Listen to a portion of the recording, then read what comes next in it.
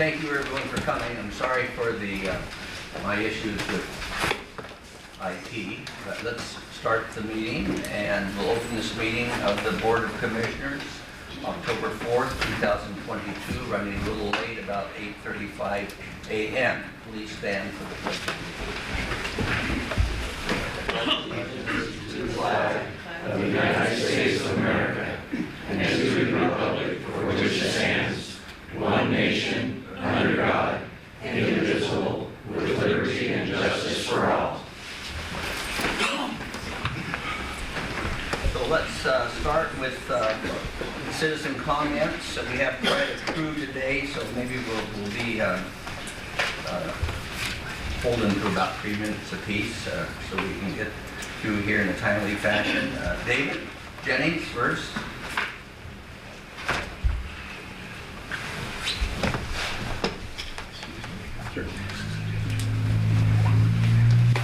Morning, David. Good morning, Commissioners.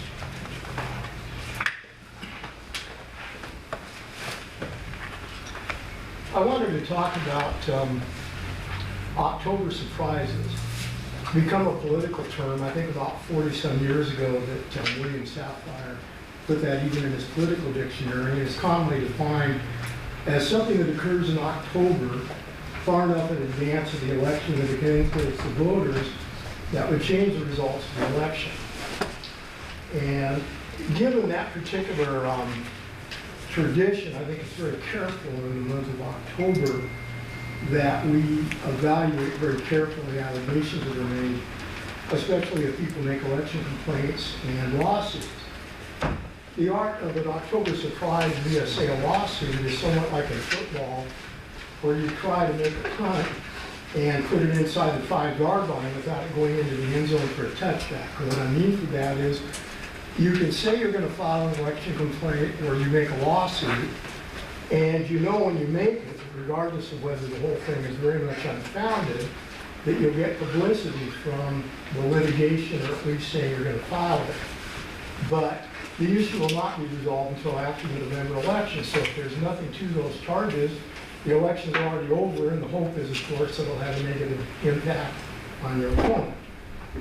Now, I noticed that the World newspaper had an article about a lawsuit that was filed by 2 unsuccessful candidates for county office.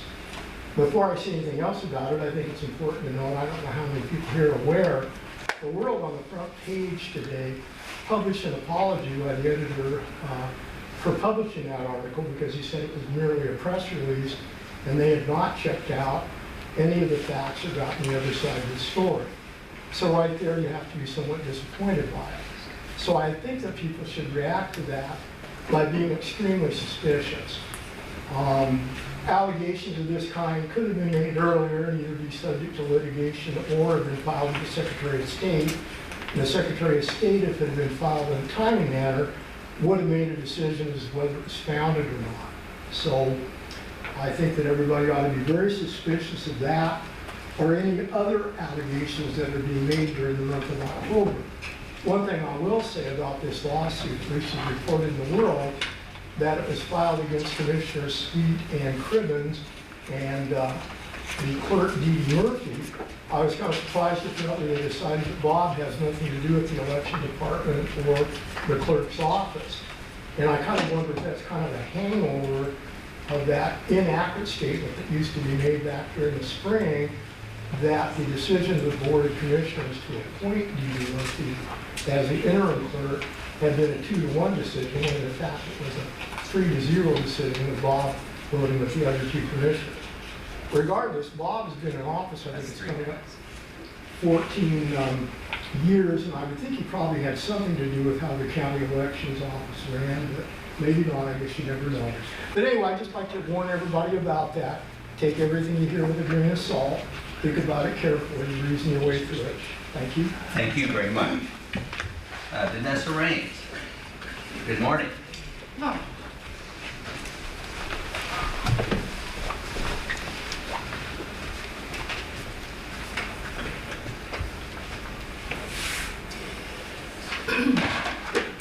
First of all, I'd like to respond to the last speaker.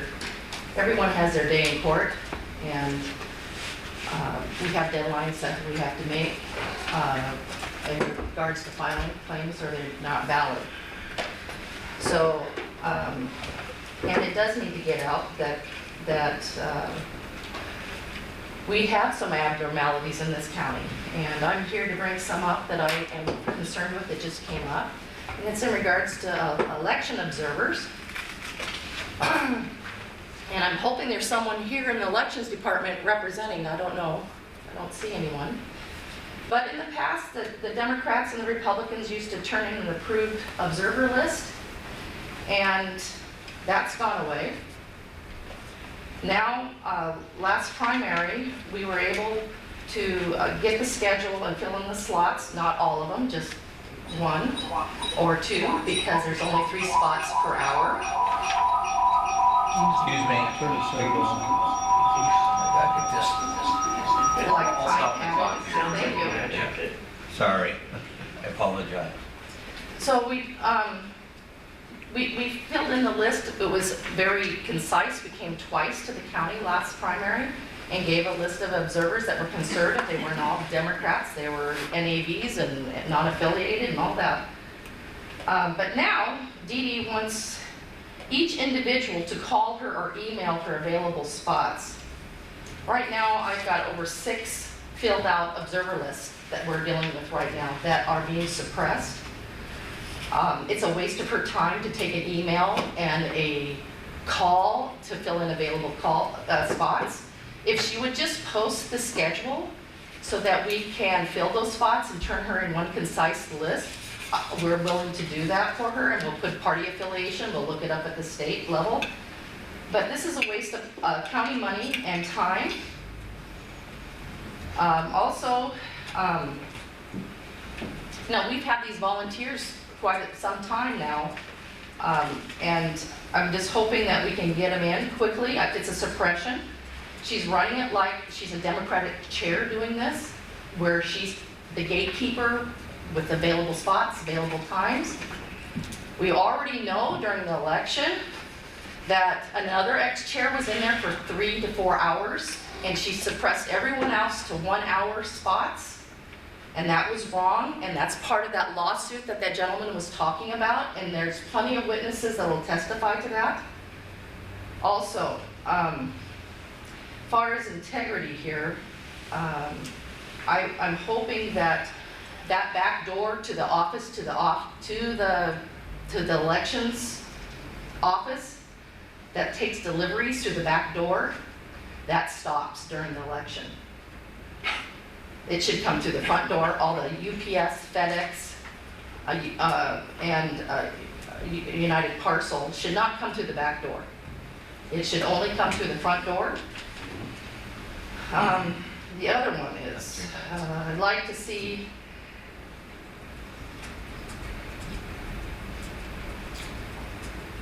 the paid workers. We've yet to hear about the paid workers. We called in and found out that all the positions are filled, even now that they're going to 2 people in the car that's picking up the ballots, because it's never been kosher having one person doing it, and then let alone fraternization of people that she knows doing it without total vetting. We would like to know the party affiliations of every paid person that is doing the that is paid for this election, and if it's evenly split, and if they've been vetted. And we're going to be asking for that. Didn't necessarily exceed your 3 minutes. All Could right. you wind down? I just hope you consider, we wouldn't have 2 lawsuits in this county if we had full transparency. And there are holes in this county right now. Deputizing mules after the fact, I witnessed it with my own 2 eyes, and that's part of that lawsuit. So let's see if we can help with some integrity here. We're asking for some help from you guys. Thank you. You guys hire. Thank you. Okay, Phil Thompson.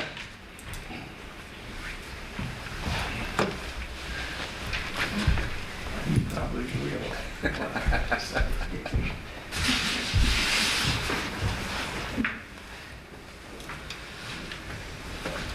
Morning. Phil Thompson, Coos Bay. Good morning to all of you guys. What I'm about to say has no No meaning, I don't mean anything against the sheriff or any of his staff. But what I'm gonna say is, I'm not voting for no jail levy. I can't get it all in 3 minutes, so I'm gonna hit a highlight or two. All right. The new law that they just passed has a lot to do with it. That prohibits some people from being locked up, period. And I think that's most of the ones that's laying on the streets and stuff that the people's want to get rid of.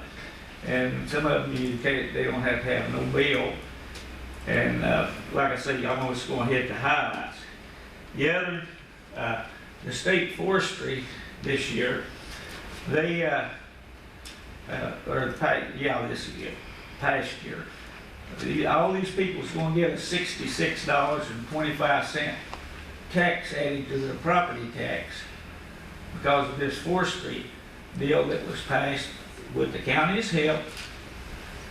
Do you know what I'm talking about, John? No. Well, Coos. you guys appointed people to this committee. Lance was the chairman over it, and it was Now I do. Yeah. okay. Most of the people, I've been paying this tax on property that should have been taxed for a fire and stuff. But these people that's got 100-foot, 200-foot lot and stuff, they took them out, the way I understand, put over that. All these people got a tax bill. It's in a forestry region or something. And they're gonna get a $66.25 tax on their property. So nobody's saying anything about this because most people is not aware of it, because as far as I'm concerned, this is my opinion, it was an illegal act that was done. It had no legal oversight, the way I understand. The forester on Bay Park Hill told me they was a little organization. They didn't have a lawyer or nothing.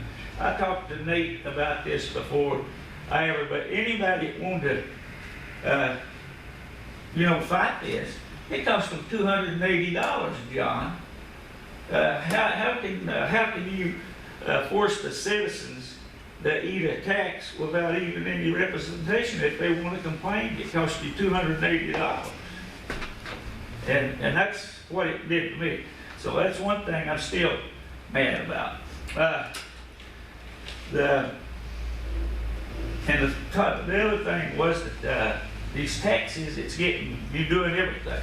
The Charleston tax, the people said twice in elections before, they didn't want our county parks taxed. So now we've got 2 of them that's taxed.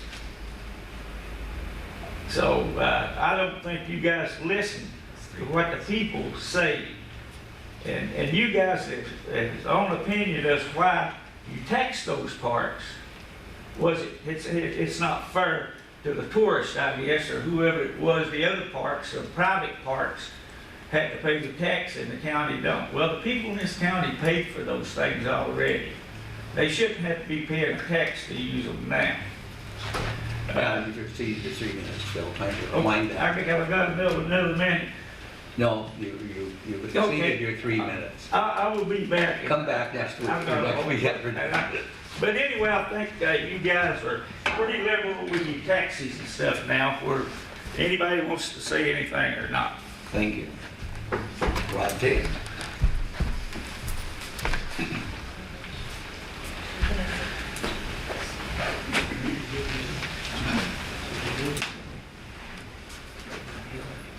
Morning, Commissioners. Once again, I will stand because the raised dais creates a bad optic in my view. I think we should all be on the same level. So speaking of October surprises, what's even more treacherous than that is a November or December surprise. What am I talking about? I'm talking about stuff that's rolled in a lame duck session. So I fully anticipate that there will be a lame duck period that will be coming up starting next month. And I am suspicious when I hear that one of the commissioners has been served a number of FOIA requests on a number of communications any communications that mention the Coos Bay Wagon Road lands, any communications that mention the ODF and W, any communications that mention election integrity. Sounds to me like a witch hunt. Now, why would a witch hunt be underway against one commissioner when we have just recently seen that the party issuing that FOIA has been involved with the tribe side of the Coos Bay Wagon Road lands debate? Now, I remind the commissioners that issue was voted down by the people 85%. And I would step very cautiously into Ron, any you're talking November, to the commissioners, not to. any November surprises or December surprises that are not going to bode very well at all, not going to rest very well at all with the people of Coos County. Because that's what really this is about. It's about what is the will of the people of Coos County. And that's a very difficult thing to determine, especially when you've got a continuing pattern of meetings taking place at 9:30 on Tuesday morning rather than in the evening when actual working people can attend the meetings and express their opinions. This is a frustration I hear out on the campaign trail almost every day. So my contention is that you better be very careful, and you should be really much more mindful of the will of the people, because that is really where the pivot is. All right, thank you very much. Thank you, Mary Kurt? Marty. Sorry. Should be Marty Kurt. Well, Marty, I'm sorry. Oh, that's okay. I've been called. Concentrating on the last name. Well, the H is silent, so it's if you take the H out, it's just Kurt. But anyway, I've spoken before you guys before, and the reason I'm here is not to dovetail into what Rod just got done saying, but that was going to be my major statement, is that if you have these meetings at a reasonable time, say Wednesday evenings at 7 or Thursday evenings at 6 or something like that, where the average person could come out, I think you'd find much more involvement. Because personally, 2 years ago, I wouldn't be here, I wouldn't be involved, I didn't do this kind of stuff. I was like, on a political process, yeah, everything happens, who knows. But I've been more and more involved, and now I see a lot more people involved. And I know you tried a couple of years ago to do this, where you had meetings at a time where the average working class person could come in, or just working person. Maybe it's time to address that again, because there's a lot more people that are involved, a lot more people that would like to get involved. I'm retired, so I can show up whenever, but there's a lot of people that actually do have to work, and they would like to be involved in the public process.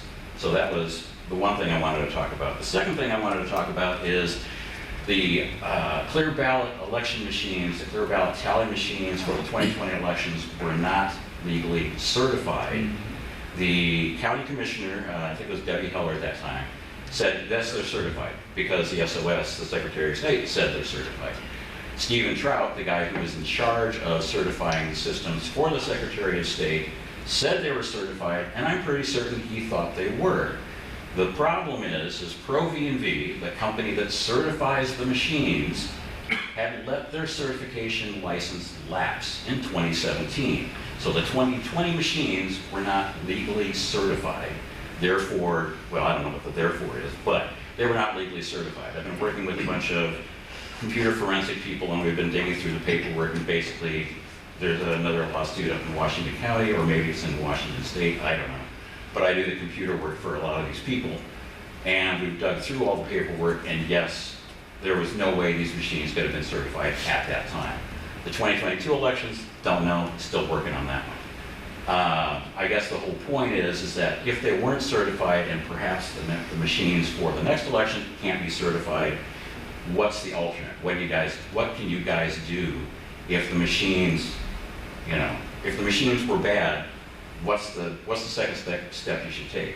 Should we have hand counting of the ballots once they come in, run them through the machines, and then break it down by precinct and have them hand counted, so that we can verify, certify, and be completely transparent and honest about the election results? So I think I probably burned my 3 minutes. That's all I wanted to say. Thank you very much. Thank you.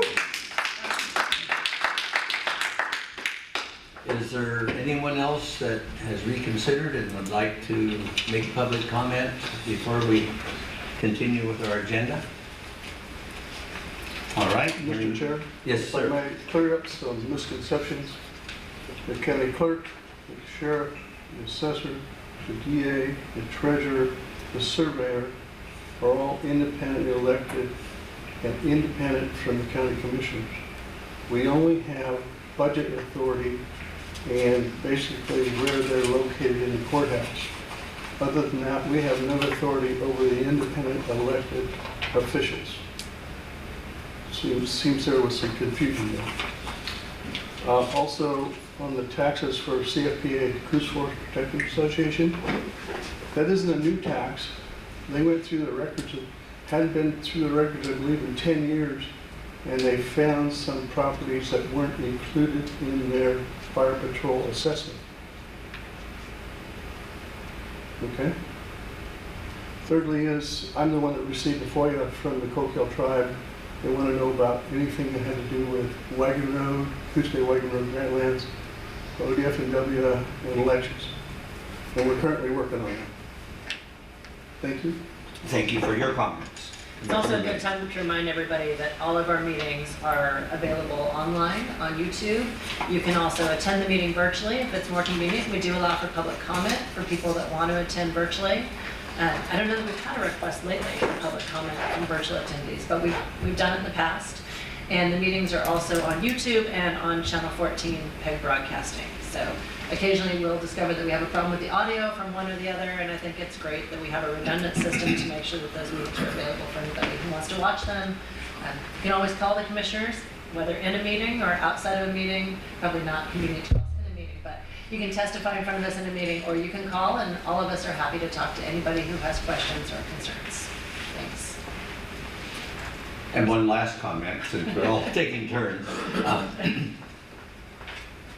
When we rebuilt this room and made it into what it is now, we were under order from the state to provide for in-person as well as virtual public meetings. To accomplish that, our IT department and our maintenance department put together this room as we see it now, and it required a lot of wiring to hook together all the computers and all of the connections that we have to have in order to have these meetings available virtually and in person at the same time. And so we had to bury a bunch of wires.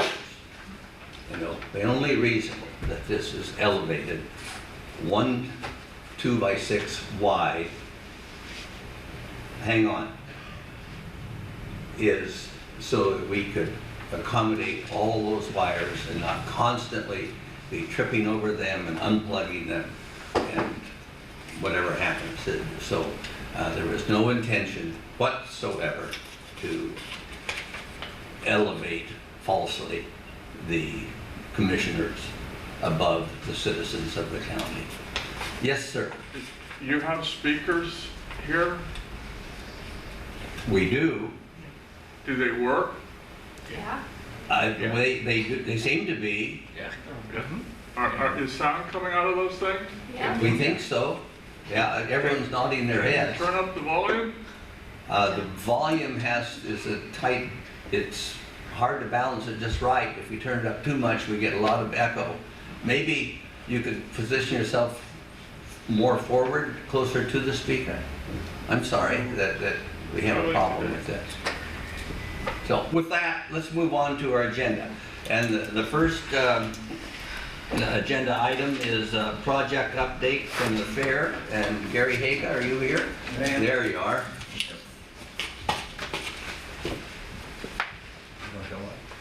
Certainly, I can join you.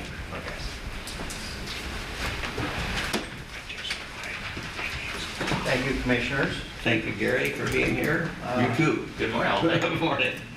We had a meeting at the fairgrounds and decided on a different change for the additional bleachers.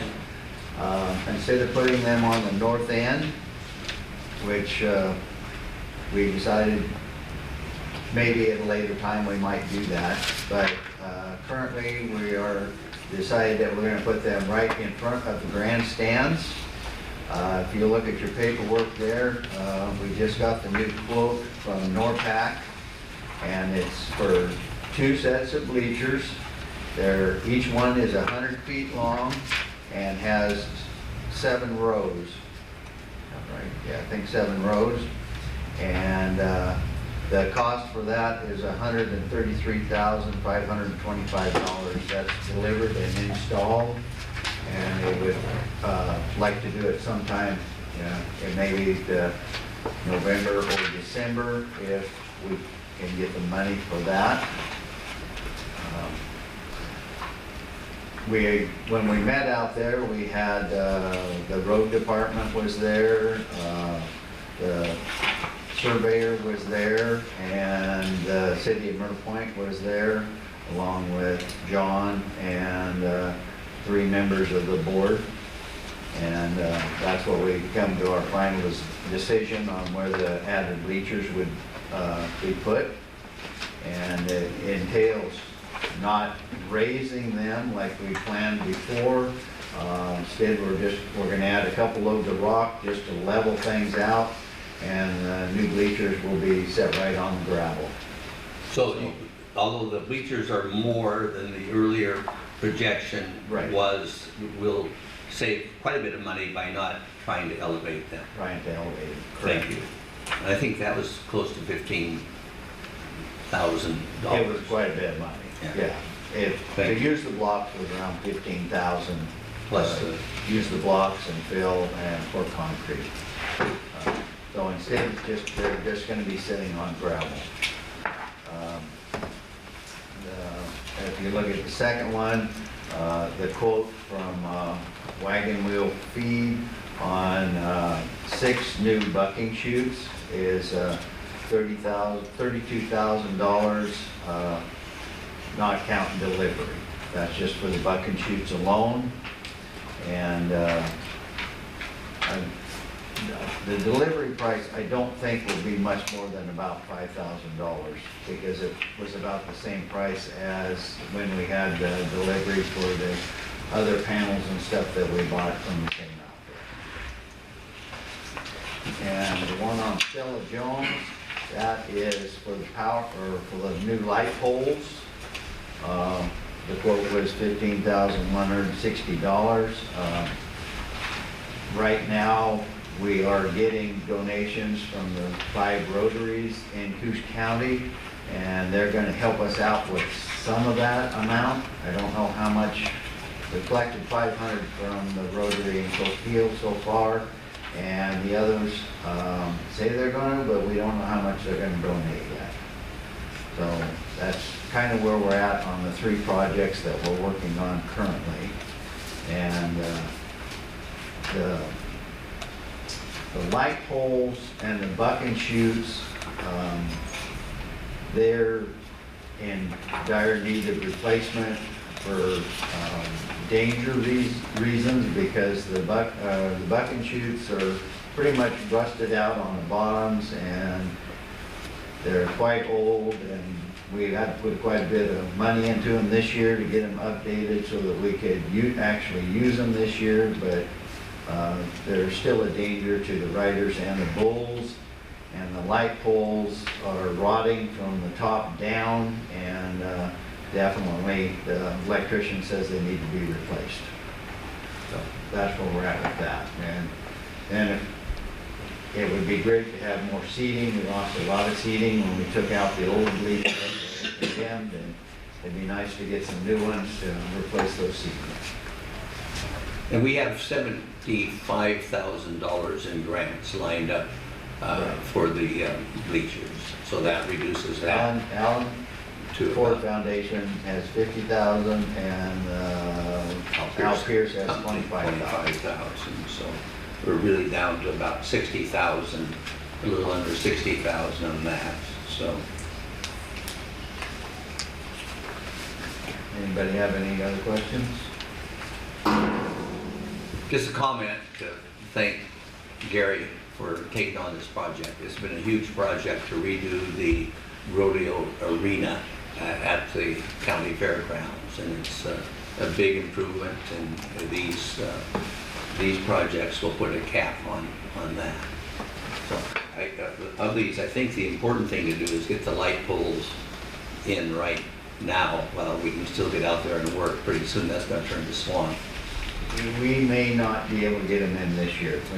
It would be nice to get them bought now while we know how much they're gonna cost and get them delivered. And depending on when we can get somebody to put them in for us, they're like 5 to 6 weeks out, and we might be too wet to do it by By then. that time, okay. Good. John? Yes, I Derek. believe that 2 meetings ago, the commissioners approved 15,000 for the geo blocks and the fill. Would it be possible for us to use that money that was given to us for that project for the lights? That would be up to the commissioners. You know, It's fine. do you want to act on this now? You want to hold off a little while? It would be helpful in the future if there's gonna be a money ask, Yeah, that it's yeah. in the agenda, so Megan has a chance to sign off and we can go through that Yeah. process. So, We can resubmit that. Just a thought. yeah, I think, I appreciate that, and it would be handy. Normally, we have a little more process. It's not my fault for not That's fine. bringing this in under that. So let's do that, and I appreciate your bringing this to us, and hopefully we can get it done and Okay. have the work complete on the arena. All right. Thank you so much, All right. both of you. Thank you. Okay, let's go to item 3B, request approval to declare 2 vehicles as surplus and add to the auction site. Fairport. So it's my understanding there's a, I believe a 90s Ford that we've had for quite a few years. The front end makes it not street worthy, and the cost to repair it is more than the value of the vehicle.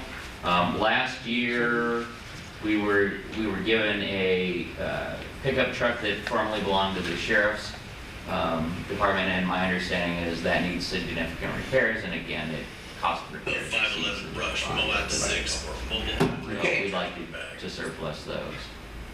So do we have a motion?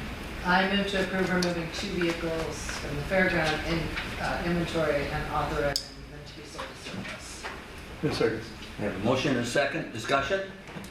Those in favor, please say aye. Aye. Aye. Those opposed, motion approved. Thank you. Thank you, Darius.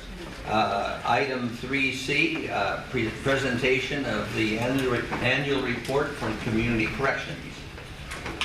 Good morning. Morning. Mike Kern, Community Corrections Director. I'd like to ask to move the other item next to go first. if Okay. possible. I apologize. Let's do I have that. staff here, and I'd like them to be able to get back to work. You don't think your staff wants to listen to the annual report? They hear it all the time. They probably heard from you enough. They Probably hear it well from me a aware. lot. So let's move ahead then to item 3D, request recognition of staff. Community Corrections, and for those of you here that aren't familiar with the term, Community Corrections is our parole and probation department. So as the board's aware, the Community Corrections is funded through an IGA through the state of Oregon and Coos County, a contract signed, and that we have to submit when we spend state dollars to a corrections program checklist. So we've submitted to 2 so far. The first one we had done a few years ago, and we thought we had done well, but when we got the results, we did not meet the threshold.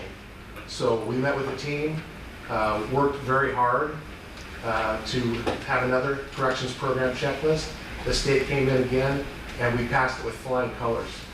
And so we're good for a 5-year period until we have to submit to another CPC evaluation.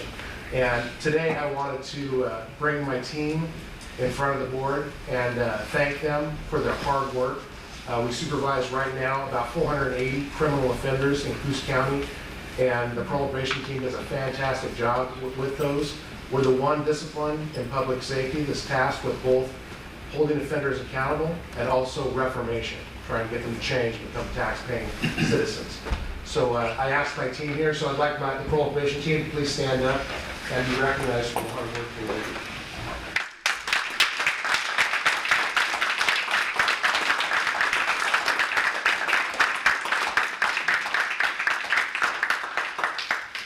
We're very proud of the work that Mike and his team do. I don't know what the state found that needed to be changed, but they do a lot of good work, and very proud. Sometimes under circumstances that are difficult. And so thank you all very, very much. Is there anyone else that would like to, are you continuing? I didn't want to interrupt. No, I'm done. Oh, okay. They do a fantastic job, and as I tell them, I'm very lucky to lead what I believe to be the best parole probation officer in the state of Oregon. My team to be the best. You should keep them all here in Coosa County, or let them go to Eugene very often. Yeah. You guys do a great job. Thank you so much. We do appreciate everything you do. Really appreciate the board support. Thank you so much. Okay, then, let's go now back to item 3C, presentation of the community corrections annual report. Kelly, you want to take it? As the board's aware, every year we write an annual report and measure everything that we do. We look at our past practices, things we accomplished, and what we need to change going forward. So I'm here today to ask the board to approve the annual report. So I'm going to go ahead and move into it and present it, and I'll answer any questions as we move through. This is for July 2021 through June 2022. The first part of it is the introduction. I'm not going to bore the board with all that language or read it, but just it's important that we work with many different disciplines. We address crime, we address public safety through a different approach than a lot of our partners. One thing in Coosa County that we do that we're going to highlight throughout the report is we have the embedded prosecutor. Not all counties do that. We pay for that with the Justice Reinvestment Plan.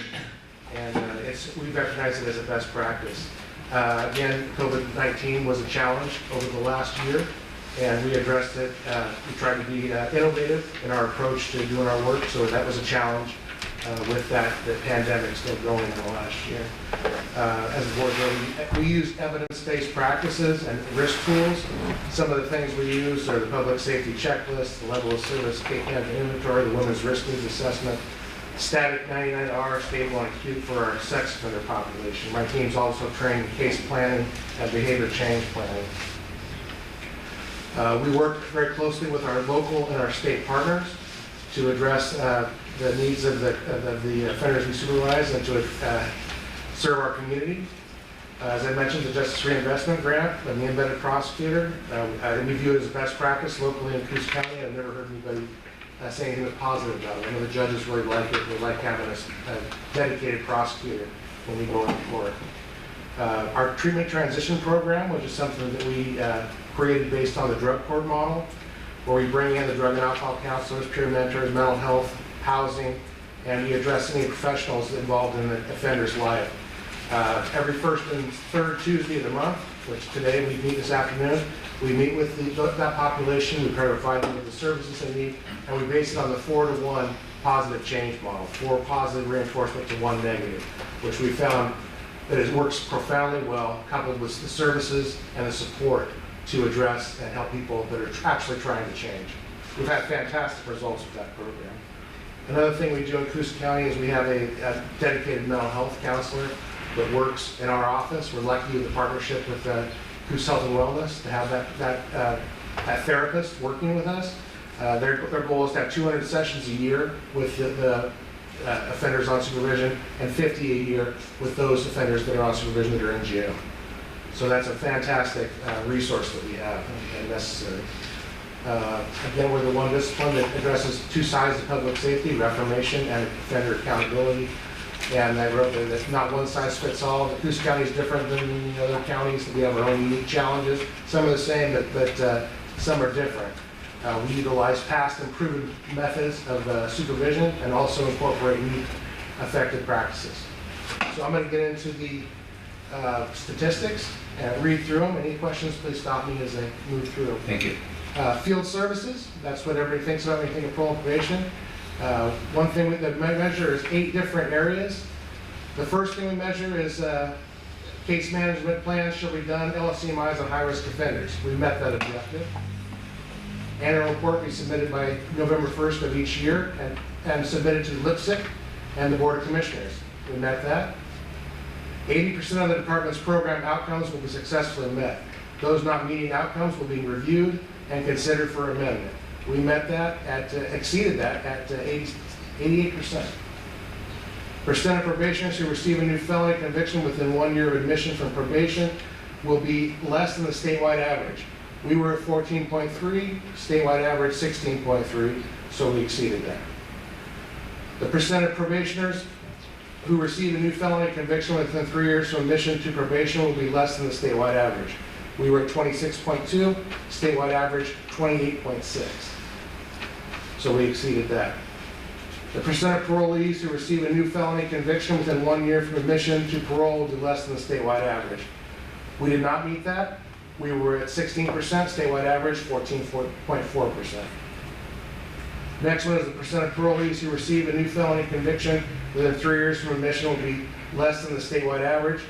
We were at 28%, statewide average is 28.3, so we exceeded on that. The last area under field services is 30% of all offender UAs will test negative for illicit drug use, and we exceeded that. Mike, can I ask you a question real Yes. quick? On the one that you didn't meet, is that because your sample size is small? And so, With a small county, small numbers increase the statistic. okay, so that might just be a couple of people. It could be just a couple of people, and we discussed that at statewide meetings. With Multnomah County, it wouldn't be an issue. With Coos County, it would be. Exactly. Yes. Thank you. Any questions under field services? No, sir. Next area is electronic monitoring. This is a program that every community corrections outfit in the state, most of us have an electronic monitoring program used in lieu of jail or as a consequence. This program is funded 100% by the offenders that we supervise in the program. And for 21-22, we had 21 offenders for 514 days. We exceeded our goal of 90%. Will complete their term, we were at 100%. So anybody that was ordered or that we required to do it, they exceeded that, they all completed the program. Any questions? No, sir. Work crew, a minimum of 60 work crews per year. We exceeded that. A minimum of 300 workers for the year. We did not meet that. The reason we didn't meet it is because we didn't have enough people show up for work crew.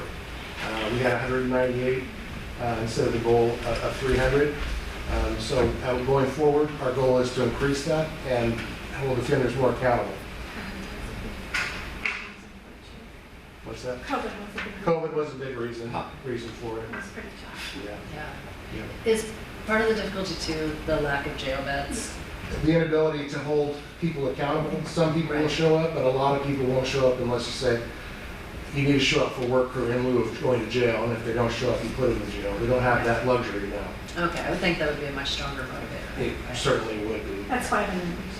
Yeah, and that's why we didn't meet that. Okay. So You have, when we've had jail capacity, you have met that. we have, Historically, yeah. historically, we have met that objective. Next area is substance abuse. 30% of offenders screened will test negative for illicit drugs. We exceeded that with 43%. For 21-22, we collected 324 UA samples. Of those, 140 returned negative for illicit drug use. Going forward, we always attempt to collect more UAs. So that's always a goal, to see what people are using out there. Obviously, fentanyl is a huge issue currently in almost all communities in Oregon. And so and that's one of the things we added to our collection screening was fentanyl. Any questions on UA testing? No, sir. A&D treatment. Offenders who successfully complete treatment will have a lower recidivism rate in the following completion of treatment than those who are discharged unsuccessfully or administratively. We met that objective. Of those offenders who successfully complete treatment, 85% will not be convicted of a new felony crime for a period of 1 year following completion. We exceeded that at 96%. Of those offenders who successfully complete treatment, 75% will not be convicted of a felony crime for a period of 3 years following completion. We exceeded that at 81%. And the last 100 is a minimum of 240 offenders will participate in A&D groups in the jail per year. We did not meet that. And the reason we didn't meet that was because of COVID and also because of the inability to have enough therapists to go in. So going forward, that's something we're really going to work on, is getting more A&D therapy into the jail and working in partnership with the sheriff and his corrections staff. Any questions on that? I have a question about the previous one. Yes. Sorry, when you do the substance abuse urinalysis exam, does that test for alcohol and marijuana, or are they included in that? Yeah. So even though a drug might be legal in the state of Oregon, We still people measure still it. are not allowed to use it. And for the people we supervise, it's still a violation for many of them to use those substances. Okay, I thought it was, I just want to be sure, Yeah. thanks. Next area is sex offenders. 90% of all offenders who successfully complete sex offender treatment will not be revoked for a new crime, excluding failure to register while under supervision. We exceeded that at 100%. 85% of persons supervised for sex offenses who complete supervision will not have been convicted of a new felony crime, excluding failure to register while on supervision. We exceeded that at 100%. Next one is 90% of all level 3 notification meetings will occur within 30 days of level 3 designation. We were at 100%. The next area, fourth area, is 75% of all sex offender polygraphs will return no deception indicated. We exceeded that at 77%. For level 3, going back to number 3, that question 3 or the measurement, those are what we used to call predatory sex offenders. And the state now requires what they're called level 3. So a level 3 would, in the past, would be a predatory offender. Any questions on our sex offender program? Nope. Thank you. The next page has a breakdown of those sex crimes, and I'll go ahead and go through that quickly. Sexual penetration, 7. Sodomy, 14. Public indecency, 0. Rape, 33. Sex abuse, 93. Other sex crimes, 3, and failure to register, 2. A percent of our caseload is, what is that? Yeah, is non-sex offenders, the rest are sex offenders. Any questions on sex offenders? Sure. Transitional housing, a minimum of 150 days will be available each month at THE House, totaling 1,800 days per year. We met that. A minimum of 240 days will be available a month at BAFS, 2,880 days per year. We met that.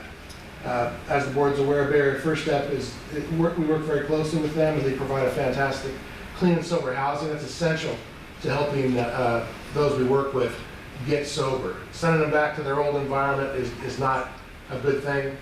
Providing them with mentoring and housing and support to be around people that aren't using is essential to getting traction with people. Any questions?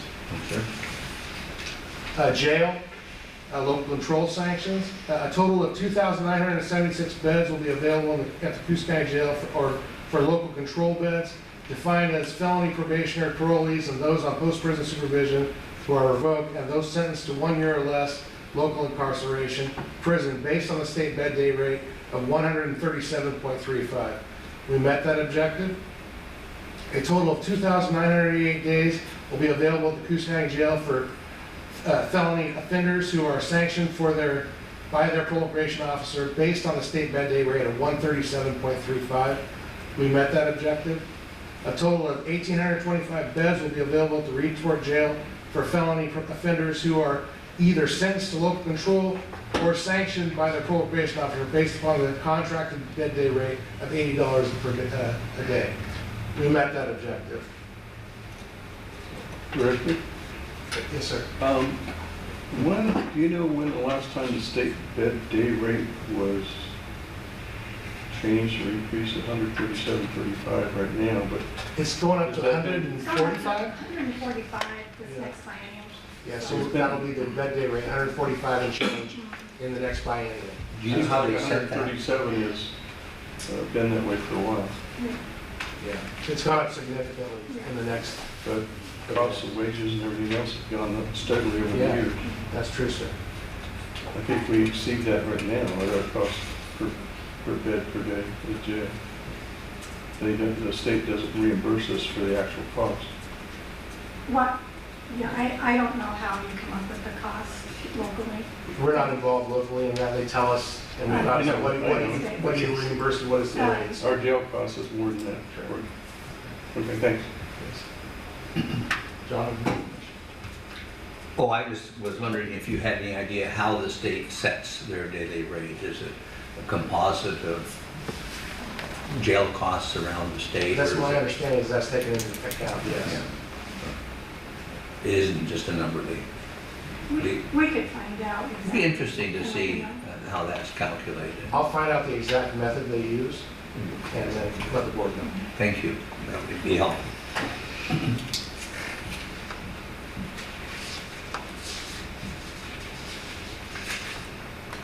Next area is Justice Reinvestment Grant, which is our program that we talked about. It's a partnership between Coos County and the Oregon Criminal Justice Commission. And we focus on what's the downward departure people that qualify to go to prison but have been offered probation in lieu of prison. And if they don't make it, we recommend they go to prison. So it's been an effective program. I asked the embedded prosecutor, Julia Day, to write up a statement. She talks about the effective things that we're doing in the program, how we work very well together, and it's effective going forward. She does a fantastic job. 71% successful, with 55% being our goal. So we're meeting that objective. And the main thing I really want to hit on is the cost savings to the state. We're saving the state of Oregon $4,532,976 on those costs of incarceration of those particular offenders if the sentence was imposed. Mm-hmm. So we're definitely exceeding our goals in that area, and it's an effective program. I also asked the dedicated parole and probation officer that works with that particular group, Tracy Herney, to provide a success story, which we focused on a person who had 108 months over her head if she didn't successfully complete. So she came onto a downward departure. That would be 108 months in prison, the in state prison. Yes. So she was granted a downward departure. She came on, she was challenging to get her to address, engage in change. We got her into treatment. We got her housing at very first step. She got peer mentoring. She went through ADAPT and completed, and is doing fantastic. So that savings, by her doing so well and not going to prison, saved $451,523.25 for that one case. And right now she's doing very well. She's working. She's regained contact with her children, doing everything required by DHS. And right now we're very, very pleased with that particular individual and how she's progressed on. And we review these cases all the time. This is, she was involved in our TTP program and came in. We provided all those services to show how the housing, the treatment, the mentoring, the ongoing support, every professional involved, mental health involved with her, really had an impact. And of course, the individual making the decision to take advantage of that. Mm-hmm. And so, so far so good. We're very, very pleased, very impressed. Last thing is the summary. This talks about the importance of this report, that we look back on the last year, and then we look forward on new ways to do things so we can be more effective all the time. We have many tools at our disposal that aren't available in other areas, and we try to use them. I was lucky to have a great team to lead. They do a fantastic job. It's work that can be very challenging, and we have people that are really effective in delivering the services and meeting that objective. So, in closing, I'd just like to thank the Board of Commissioners for supporting our work, Presiding Judge Stone, our state court judges in the 15th Judicial District, District Attorney Paul Frazier, Sheriff Craig Zanni, Juvenile Director Brian Baird, the local Public Safety Council, Oregon Department of Corrections and the Oregon Criminal Justice Commission, and the Oregon Association of Community Corrections Director that I'm a member of. So, offense breakdown for our caseload in Coos County for 21-22, 94 assaults, 158 burglary theft, 9 driving, 148 drugs, 7 homicide, 32 failure to appear, 120 other, 152 sex offenses, 19 vehicle thefts, 68 weapons crimes, 2 forgeries, and 3 kidnappings. So that's the breakdown of the cases that we dealt with for that last year. So I'd like to ask the board to approve the 21-22 annual report. As they're aware, it's funded by the State of Oregon Department of Corrections and a grant intergovernmental agreement between Coos County and the State of Oregon. Do we have a motion? Mr. Chair, I move that county commissioners approve the Coos County Community Corrections annual report for July 1st, 21 through June 30th, 22, and I might add, excellent job. I'll second. Thank you. We have a motion and a second. Comment? I'd like to take a moment again to thank your department, but most particularly you and Kelly for your leadership. It's, I'm very, very proud. It's a privilege to serve as your liaison. And as I look around the state, I find that with the resources that we have available, you become, you're perhaps more innovative than almost anyone else in the state in the treatments that you provide. And thank you. And for those of you in the audience that aren't aware of how community corrections is financed, the state is a partnership with the state, and they pass to the counties the savings that they enjoy by not having to keep the people that are put into the parole and probation program in the state prison. So our department works within their budget and just do a great job. And with that, I'll ask for the question. Those in favor of the motion, please say aye. Aye. Those opposed, motion approved. Thank you very much.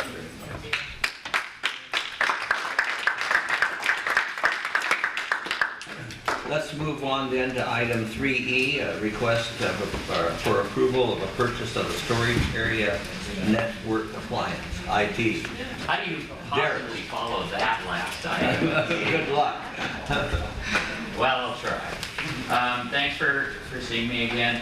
So I'm here today requesting approval to buy a storage area network for the county's IT system. Our current system is 5 years old. Common life cycle for those is 4 to 5 years. The support cost for a system 5 years or older escalates quickly, so now is the time to do something.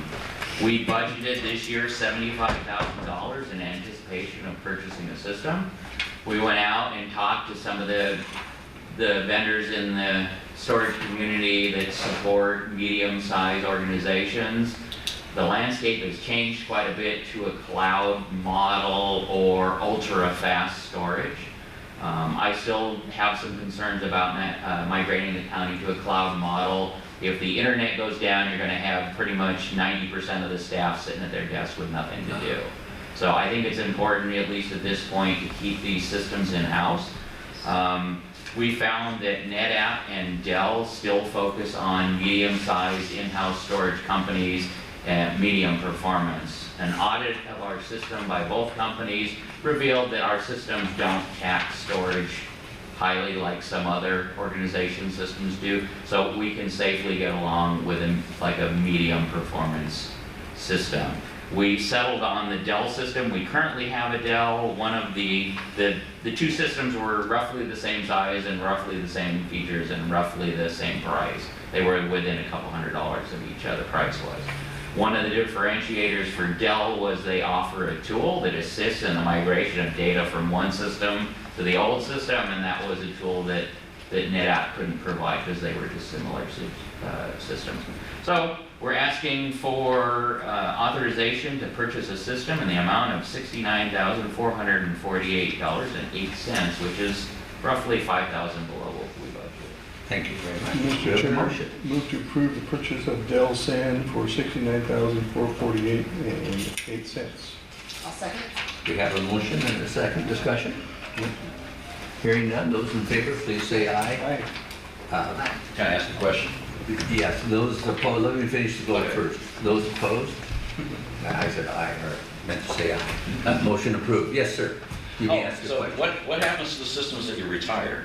Do those go up for, auction or? Most of the surplus equipment goes, I believe it goes to Gov, what's the name of it? Surplus.gov. Surplus.gov, yeah, it goes out to there. Unless, and I don't remember, because my systems administrator did this, sometimes they will buy back, but I don't believe they did in this case offer to buy back the old. Yeah, with this, after 5 years, I kind of doubt it, but yeah. So, yeah, so it'll probably go to the surplus, so I can get surplus off. Okay. Okay. Thank you. Thank you, good sir. Item 3F, request approval to use ARP funding to purchase a fire alarm system, county maintenance. Michael? Morning, Commissioners. Morning. I'm requesting a fire alarm system for our juvenile building. Currently, we are using an air horn to notify of a fire. To my surprise, that is actually, we are within compliance because of the age of the building, but for safety for our staff, we really need to look at upgrading, and this would give us pull stations and adequate alarms to alert people of fire. The lowest bid I got was from CNS Fire, and it was for $22,576. And that would cover the downstairs area too? It would, Okay. yes. Thank you. With that is because our downstairs was remodeled and it's sitting there now empty, that would be a great space to utilize. So at this time, we might as well utilize and Get the whole some money thing. and do the whole building so that Good. we are up to. Makes sense. I agree with you, I didn't want to have to go back and change it. Somebody should. I move to approve ARP funding in the amount of $22,576 to add a fire alarm to the juvenile building. Second? We have a motion and a second. Discussion? Those in favor, please say aye. Aye. Aye. Those opposed, motion approved. Thank you. Thank you. Thank you. Probably the last time. Item, what? Last time I'll probably be asking for money. Hold it, sit down for a minute. You'll be back before you leave, won't you? Yeah, but I won't need anything of that. I might have to. That would be highly unusual. Yeah. Not to Sit down do so I can be abused for, right? Should at least come in here. I think most of the people who work at the county are aware that Mike Hagan has submitted his resignation effective the end of November. And just in case, for any reason, you're not here next month, or I'm not here, one of us is not, I just want to say thank you for all you've brought to the county. You have partnered well with other agencies, the cities, and whatever, and you've got a lot done. All of you that are here, this used to be a couple of tables on rollers and chairs like that. I'm sorry I raised you guys. Mike and his crew, yeah, I wish you wouldn't have done that. Mike and his crew did all of this work, and for a fraction of what it would cost to, they were instrumental in creating the space in the courthouse, where they're changing that space from where the commissioners used to have their offices to a new courtroom, which really had allowed us to shut down an entire building in North Bend, a very, very expensive building, and then get rid of the, it was where Bob was born, kind of a memorial. Maybe we can get that torn down here one of these days. You're still mad about that. Anyway, thank you so much, Michael, for all your You're help welcome. for us. We I've appreciate enjoyed it. working with you. We're gonna miss it. Yeah, we will. Well, not that much. Okay, item 3G, request approval of an order directing the treasurer to pay the Department of Revenue. What? Oh, senior deferral. Last month, the county deeded account number 132980 as part of the tax foreclosure process. The property owner participated in the Department of Revenue Senior Deferral Program. ORS 311.694 requires by order of the board, the Senior Deferral Program lien be paid from unsegregated tax collections. Mr. Chair, move to approve and sign order 22-09-0371B. Second? We have a motion and a second. Discussion? Hearing none, those in favor, please say aye. Aye. Those opposed, motion approved. Thank you, Megan. And is that all for you? I have a late one, but I'll. Oh, okay, let's do that. Let's go to the late, I'm sorry, I missed that. Yes, we'll go to 5A, late agenda item to request acceptance of U.S. Department of Treasury Local Assistance and Tribal Consistency Fund Award, along with its terms and conditions, and to authorize our Treasurer Finance Director to DocuSign. Megan. These are the award terms and conditions for LATCF funding. We will be receiving $1,566,359.16 in 2 equal payments. These funds can be used for any governmental purpose other than a lobbying activity. These funds do not have an expiration date. We just have to do an annual report until all the funds are expended. I move to authorize Finance Director Megan Sims to sign via DocuSign the U.S. Department of Treasury Local Assistance and Tribal Consistency Fund Award terms and conditions. Second. Have a motion and a second. Discussion. Were we expecting that? We were expecting something. We did not know how much. What it would be? Nice. Right. So those in favor, please say aye. Aye. Those opposed, motion approved. Thank you, ma'am. Now are you done? Now I'm done. All right. Let's see, let's do the consent calendar. Well, excuse me, 3H, request approval of cooperative agreement to administer building codes program and authorize Jill Rolfe to sign as planning community development director. So this is our last agreement, and the state didn't give this to us until mid last week, so we need to actually sign this so that we can operate the building codes program since we officially took it on yesterday. Okay. Right. I move to accept the cooperative agreement allowing Peace County to administer the building code program and authorize the planning director to sign. Second. Okay, have a motion and a second. Discussion? Thank you for all you've done to get us to this point, and still have to do. You're doing a great job. Yes, you are. Those in favor of the motion, please say aye. Aye. Those opposed, motion approved. Now you have a late agenda item. I move to add a late agenda item, which is a request to start a new hire above step 2. Is there a second? Oh, second, yeah. I was dreaming off here on reading thing. So we have a motion and a second. Any discussion? Nope. Those in favor, please say aye. Aye. Those opposed, motion approved. So we advertised for a building official, our current structural inspector, who's multi-certified, applied for this. He's the only one that applied for it. Because of his current pay rate, if we moved him into this position, he would be well above a 2. He would actually slide into a 6.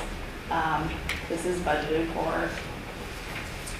And so I'm just asking for approval to move it forward. Okay.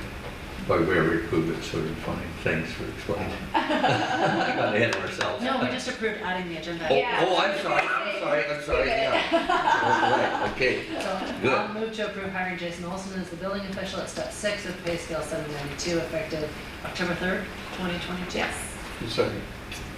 Now we have a motion and a second. Is there a discussion? Those in favor, please say aye. Aye. Those opposed, motion approved. Okay, thank you. Consent calendar. Mr. Chair, I move to approve the consent calendar. I'll second. Those in favor, please say aye. Aye. Those opposed, motion approved.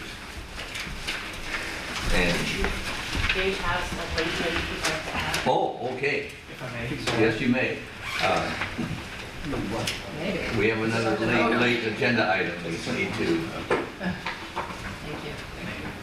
Okay, do we have a motion to consider a late agenda item?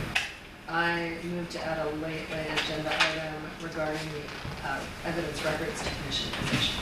Second. We have a motion and a second. Those in favor, please say aye. Aye. Aye. Oh, didn't hear. Those opposed, motion approved. Thanks, Gabe.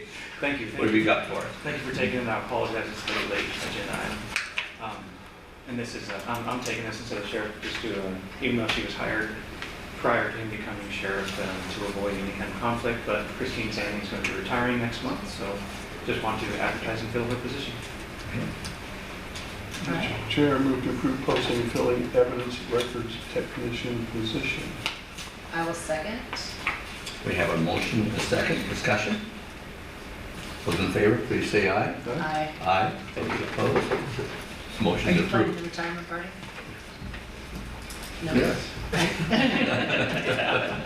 And I'm invited. Well, it's probably best if you That's a plan good it, then sign. make sure you're involved. Was that a difficult decision on the person retiring part? No, it was a difficult decision getting it to delay that long, but I won't talk about it because I'm not supposed to understand it. Okay. Thank you. All right, thank you. Okay, let's go to commissioner comments. Megan, you, or, no, the city wants to start. Let's get this meeting over with quickly. Wasn't Michelle? Or Marilyn. Or Marilyn, yeah. Got too many Bob, would you like to go ladies. first? Go ahead, Bob. Once you What's start. her name? You go ahead, you first. Okay. Since your name doesn't start with that. Attended ONC meeting in Lincoln City here last Wednesday, Thursday. Most of it was about our federal lawsuits on the ONC timberlands of 2+ million acres that BLM is not administrating per federal law of the 1937 ONC Act. We've been through federal court appeals, which we won, then it went to the U.S. Court of Appeals, which we lost, and now it's going to the Supreme Court. Hopefully we'll hear it in the next, who knows, year or two. It's not going to be cheap, it's going to be fairly expensive, but hopefully it'll restore a productive forest in which it hasn't been through various administrations. The people on the ground are great people, they try to do, but they're restricted by what they're told from Washington, D.C. So we had a work group meeting. It was very productive. The department heads for the county, most of them were here.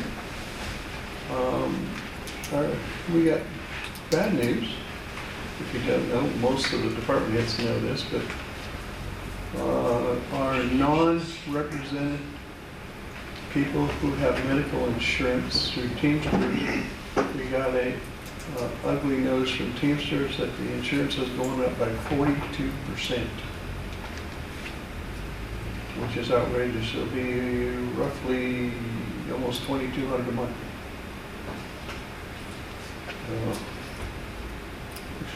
Amazing. We had a meeting on courthouse security.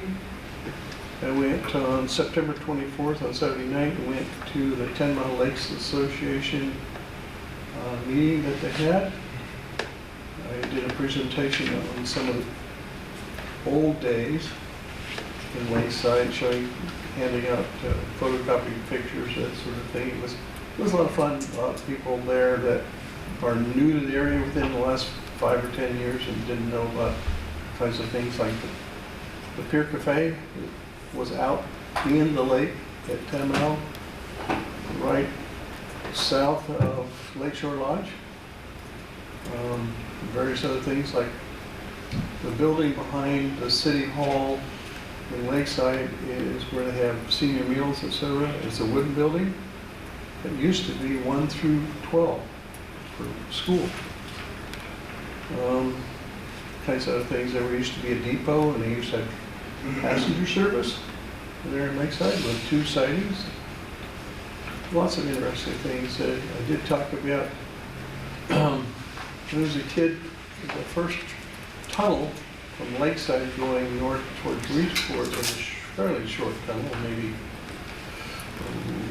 200, 300 yards long. we kids could go fishing with our fishing poles to North Lake with the dog, and every once in a while the train would come.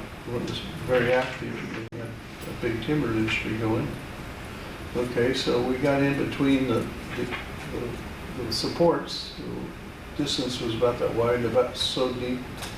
And you hang on to your pole up in the air and hang on to the dog by the collar until the train went by, and then you got out and went whatever direction you were going, to home or going fishing, one of the two. It was a good time. Then we had a meeting with the Oregon Timber Counties Coalition Group, which is working on supporting counties for the timber product industry. And that's it, Mr. Chair. Thank you, Commissioner Maine. All right. Whoever you are. You there. All right, a few quick things. I attended the AOC District 6 meeting yesterday to talk about some of the bylaws amendments that AOC is proposing. It's always interesting to listen to the hot topics because regardless of where you are in the state, I feel like the hot topics are exactly the same. Commissioners across the state are worried about the same things. Measure 110, of course, was one of the topics, as well as, other issues that we talk about, homelessness, mental health issues, all of those.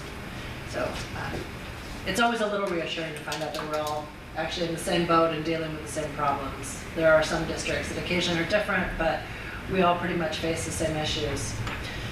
Also attended the Oregon Coast Trail Landowners Group meeting last week because I've been the convener for the South Coast, and John Sweet has been a diligent proponent of solving some of those problems on the South Coast. You've identified a bunch of the trail segments and been working on it. And it was nice to talk about, Bend and Dunes has stepped up and actually offered to solve some of those areas, at least on their property, where there's a gap.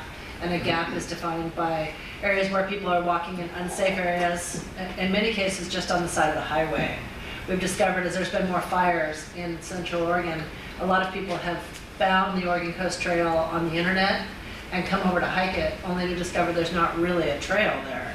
I mean, not what any of us would define as a trail. There's areas where you walk on the beach, there's areas where you walk on the highway, and there's spots that are really, just kind of impassable, like the tunnel up by Hasita Head.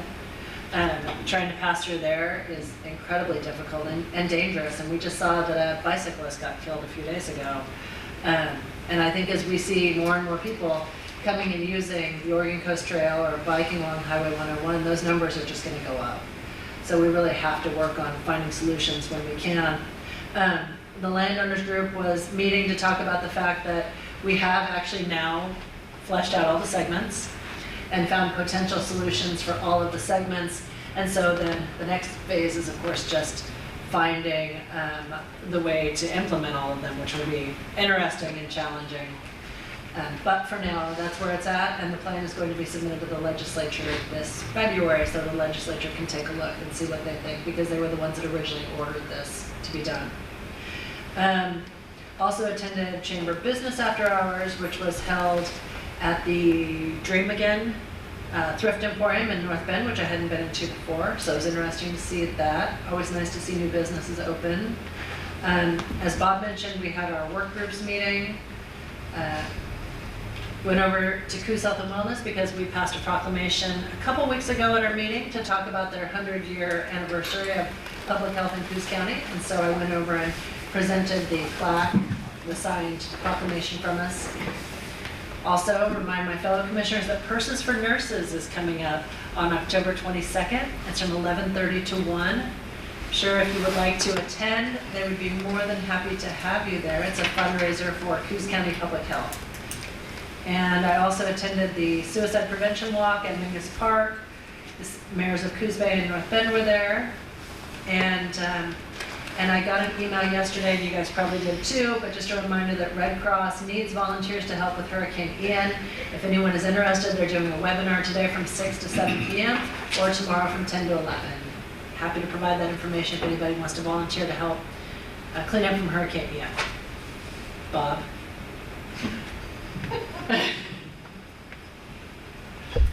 I had kind of a quiet 2-week period between now the last meeting. I got to spend about half of it home, recovering from COVID.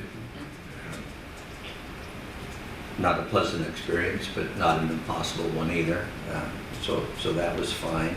I did attend some meetings virtually, some of the same ones that have already been talked about, but one that I was particularly pleased to be involved with was a grant review session by a new foundation that was created here in Coos County by the Al Pierce Company.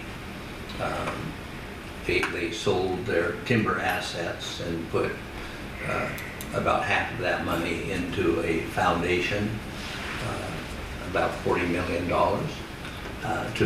for the benefit of the Coos County, northern, or Coos, Curry, and western Douglas counties. This was the second year that they've awarded grants, and they awarded about $1,200,000 worth of grants. So it's a significant foundation. It will benefit this county for years and years to come. We need to thank Judith Ann Bogan. She is the sole survivor of Mr. Al Pierce, and she was trying to think how best to honor her father, and this was the decision she made to create this foundation.